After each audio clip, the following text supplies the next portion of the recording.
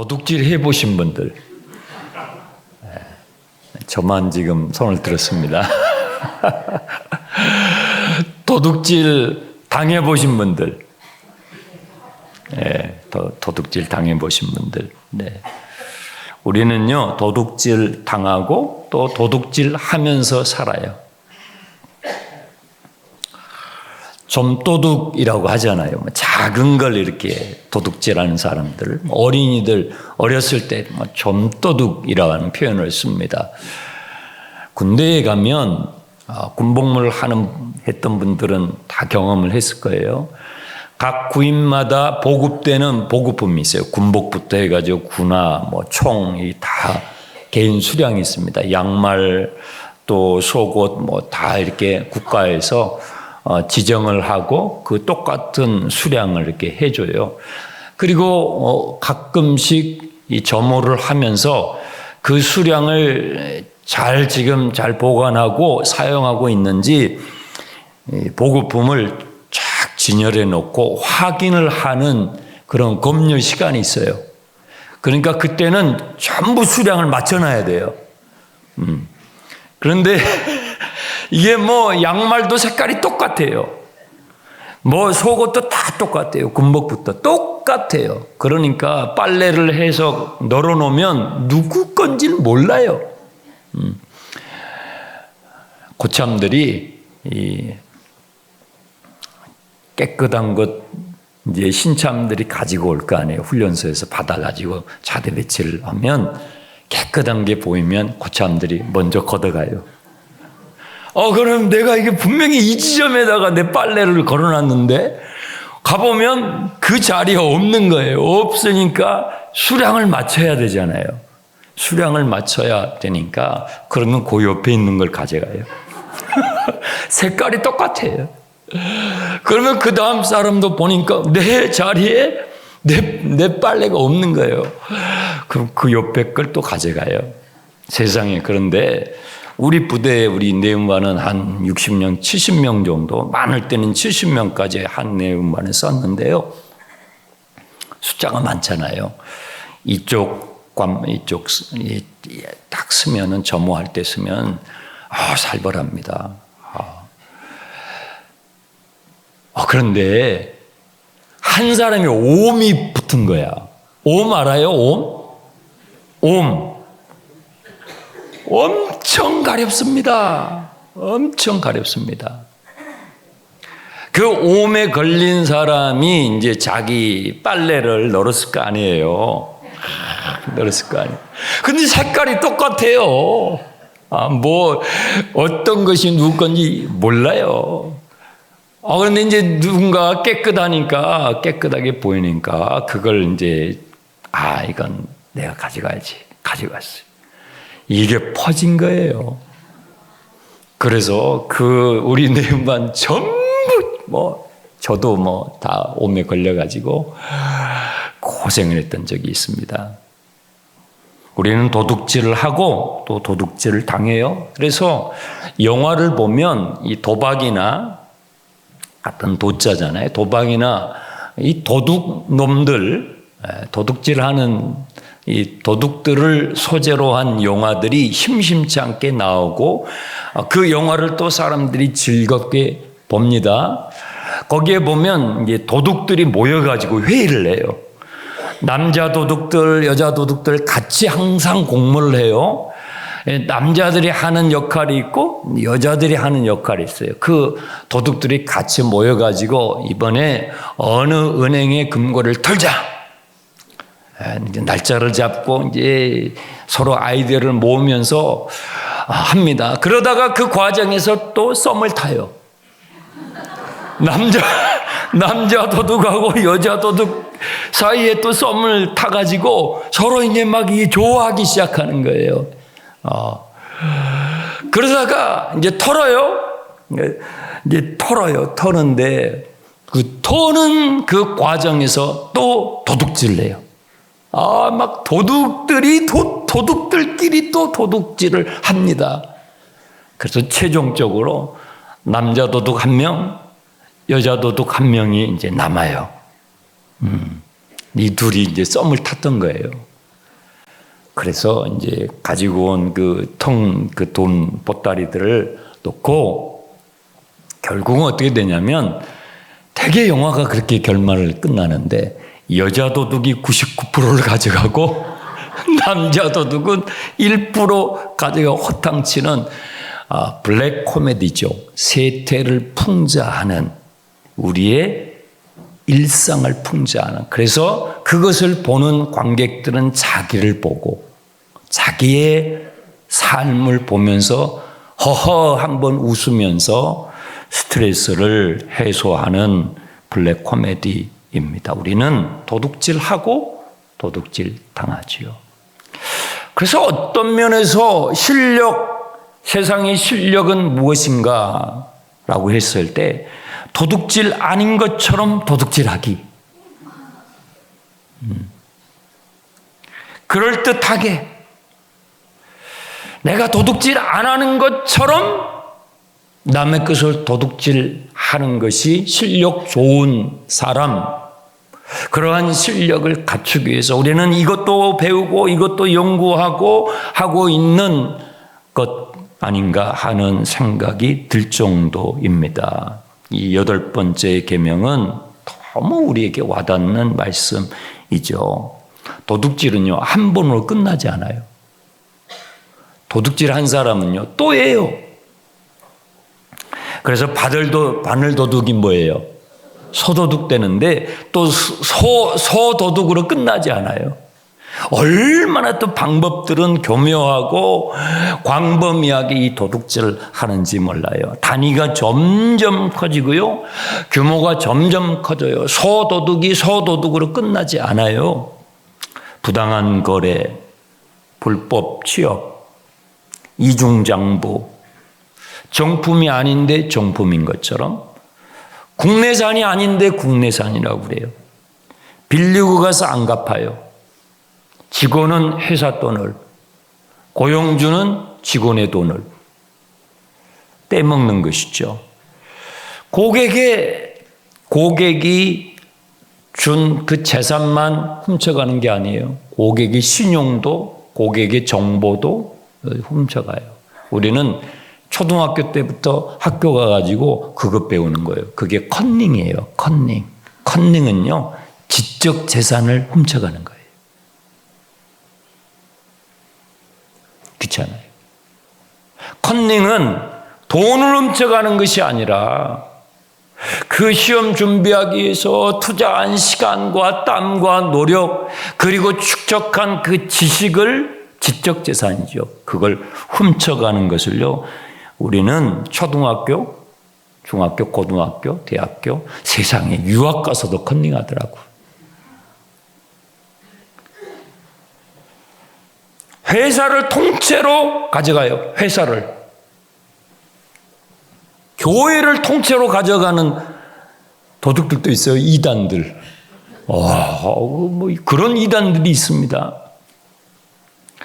나라를 통째로 도둑 맞은 적도 있죠. 우리나라 한일합방. 나라를 통째로 IMF. 국가 고관이, 나라 고관이 다 도둑 맞은 거예요. 사람들이 왜 도둑질을 할까요? 우리는 왜 도둑질하죠? 가난하니까. 가난하기 때문에 도둑질하는 사람들도 있어요. 빈곤해서. 하지만 가난하지 않아도 도둑질을 합니다. 부유한 사람들도 도둑질을 합니다. 우리는 왜 도둑질을 할까요? 지금 출애굽기 20장에 이 말씀을 주는 대상들이 누구예요? 400여 년 동안 노예 생활한 사람들. 노예는요, 소유의 개념이 없어요. 노예들은 소유의 개념이 없어요. 필요치가 않아요. 아니요, 오늘 내일 죽을지 몰라요. 오늘 죽을지 내일 죽을지 모르는 사람이 소유가 무슨 소용이 있어요?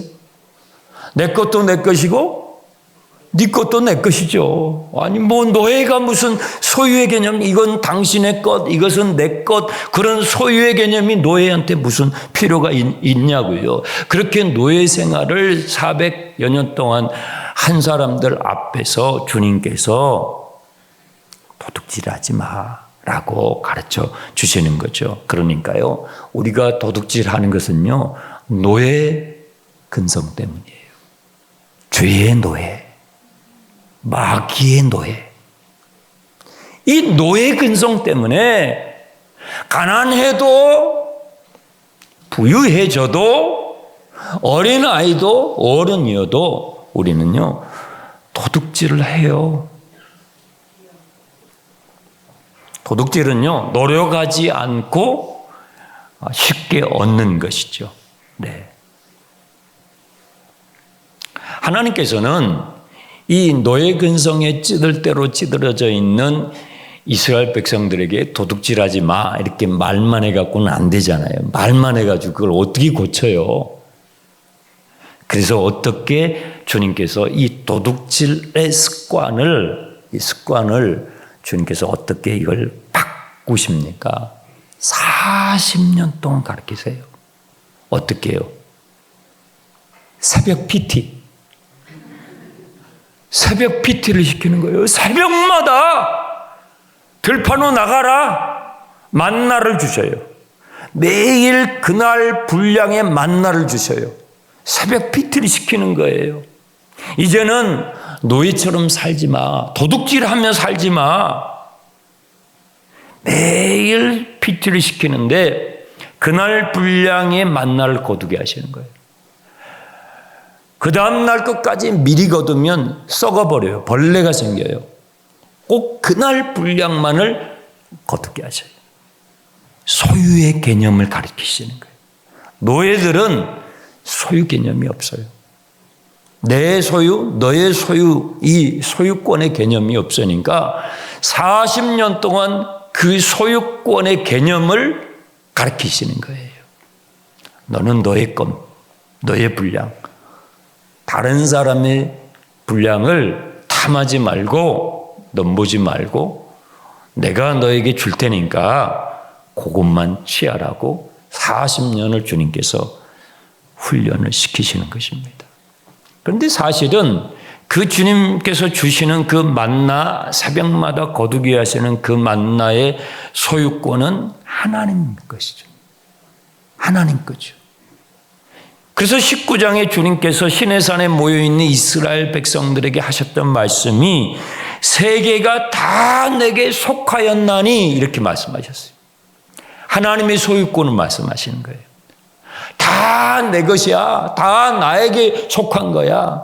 나의 소유권인데 내가 이것을 너는 나눠줄 테니까, 일용할 양식을 줄 테니까 그날 분량을 거두라고 말씀해 주시는 거죠. 여러분, 왜 도둑질을 합니까? 안 본다고 생각하니까 도둑질을 해요. 여러분, 회사에서 직원이 지금 회사 사장님께서 나를 이렇게 보고 있어요. 보고 있다고 하면 도둑질 하겠어요? 보고 있어요. 지금 CC 카메라로 다 이렇게 보고 있다고 한다면 어떻게 그걸 하겠냐고요. 안 보고 있다고 생각하니까 도둑질을 하는 거예요. 하나님께서 보고 계신다고 생각하면 어떻게 도둑질을 하겠냐고요. 여러분, 하나님은요, 밤에도 보셔요. 낮에도 보시고, 여러분이 혼자 있을 때도 보고 계시고, 하나님은 우리의 속과 우리의 생각까지도 읽으시는 분이세요. 그걸 40년 동안 가르치시는 거예요.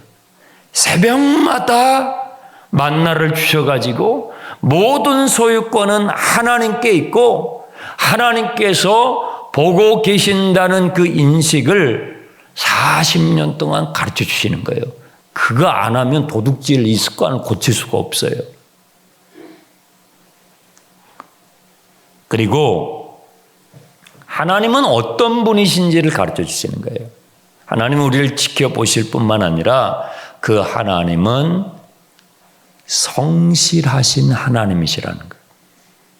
성실한. 노예는요, 성실할 필요가 없어요. 주인이 볼 때 하는 척하고 있으면 돼요. 그래서 노예는 늘 뭔가를 하는 척하고 있어요. 하는 척하지만 노예는 성실하지 않아요. 그런데 하나님께서 이틀치를 주지 않으세요. 6일째 되는 날만 이틀째를 주셔서 안식을 가르치게 하시고 다른 날은 늘 그날 분량만을 주셔요. 뭘 가르치셔요? 하나님은 성실하시다는 거예요. 성실함을, 그 성실함의 가치, 그 땀의 가치를 배우지 않으면 우리는요, 이 고질적인 병을 고칠 수가 없어요. 쉽게 돈을 벌고, 이 도둑질은 쉽게 하는 거잖아요. 내가 공부 안 해도 컨닝을 하면 남이 노력한 걸 슬쩍 훔쳐가지고 내가 그 사람을 앞지를 수 있기 때문에 이 맛을 보는 사람은 그걸 떼기 쉽지 않아요. 성실함의 가치, 땀 흘림의 그 소중함의 가치를 몸소 익히지 않으면 이 도둑질의 심보를, 이 심보라고 그러죠. 심보를 고치기가 어렵어요. 그래서 주님께서는 광야에 40년 동안 모아놓고 이것을 매일매일 가르치셔요. 모든 소유권은 하나님께 있다. 하나님이 보고 계신다. 하나님은 성실하시다. 이것을 40년 동안 가르치셨던 거죠. 여러분, 마귀는요, 도둑놈입니다. 자, 요한복음을 띄워주세요. 같이 읽습니다. 도둑이 오는 것은 도둑질하고 죽이고 멸망시키려는 것뿐이요 내가 온 것은 양으로 생명을 얻게 하고 더 풍성히 얻게 하려는 것이라. 예수님께서 마귀를 도둑놈이라고 그랬어요. 도둑놈. 마귀가 최초의 도둑놈이에요. 그런데 마귀가, 이 도둑은 가치 있는 걸 도둑질해 가잖아요. 그 집안에서 제일 값비싼 것을 도둑질해 가지 하찮은 것을 도둑질해 가지 않습니다. 마귀가 도둑질했던 건 무엇일까요? 하나님의 것을 도둑질해. 하나님의 것과 나의 것을 구분할 수 있어야 돼요. 마귀는요, 하나님의 것에 손을 대요. 그리고 하와에게도 하나님의 것에 손을 대도록 꾀해요. 도둑질을 고치려면요, 하나님의 것을 구별할 줄 아는 습관을 가져야 돼요. 모든 것이 하나님의 것이고 하나님의 소유권을 우리가 인정하지 않으면 우리 이 고질적인 병을 고칠 수가 없어요. 마귀는요, 도둑놈이에요. 이 도둑놈 심보가 마귀 심보입니다. 그래서 우리는요, 마귀를 닮았어요. 도둑질하려는 마음을 가질 때에 절대 하나님을 닮은 게 아니에요. 마귀를 닮은 것입니다. 마귀를 닮은 것입니다. 예수님께서 왜 오셨는가? 그 다음 구절. 나는 참 포도나무요 내 아버지는 농부라. 예수님은요, 마귀가 도둑질해 간 것을 다시 원상복귀시키기 위해서 오셨어요. 네. 마귀가 하나님의 것을 도둑질해 가고 우리의 영혼을 도둑질해 가고 우리 인생을 결국은 도둑질해 갑니다. 그가 오는 것은 도둑질하고 죽이고 멸망시키기까지 마귀는 역사하거든요. 우리를 지옥으로 끌고 갑니다. 예수님이 왜 오셨는가? 왜 예수님이 십자가를 지셨는가? 그 십자가는 우리의 죄값을 치르시는 거거든요. 마귀가 불법적으로 도둑질해 간 그것을 주님께서 되돌려 놓으시려고, 하나님의 것을 하나님의 자리에 되돌려 놓으시려고 주님께서 십자가에서 그 죄값을 치르신 것이죠. 그래서요, 예수를 믿게 되는 것은요, 마귀를 닮아가는 인생에서 하나님을 닮아가는 인생으로 바뀌어가는 거예요. 도둑놈 심보는요, 마귀 닮았다니까요. 도둑놈의 심보가 올라올 때에 그때 나는 이제는 더 이상 노예가 아니야. 나는 더 이상 애굽에서 종살이 하던 노예로 살 수 없어. 나는 이제 애굽에서 빠져나온 출애굽한 이제는 하나님의 자녀이지. 나는 왕 같은 제사장이지. 나는 하나님의 보배로운 존재가 됐지. 그래, 나는 이거 청산해야 돼. 하나님의 것을 하나님께. 하나님이 나를 보고 계신다. 나는 이제 성실하신 하나님을 닮아가야지.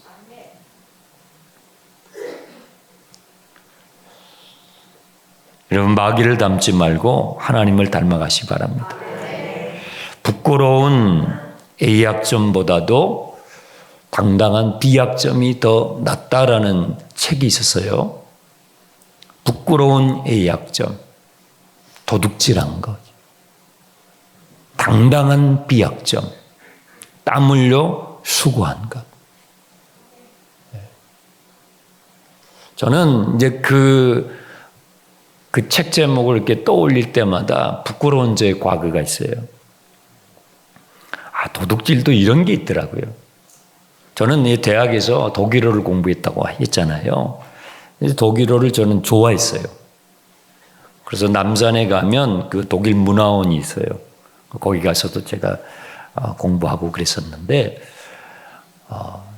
그래서 이제 우리 이제 시험을 보면, 학과에서 시험을 보면, 우리 이제 친구들이, 동기생들이 이제 제 답안지에 궁금한 거죠.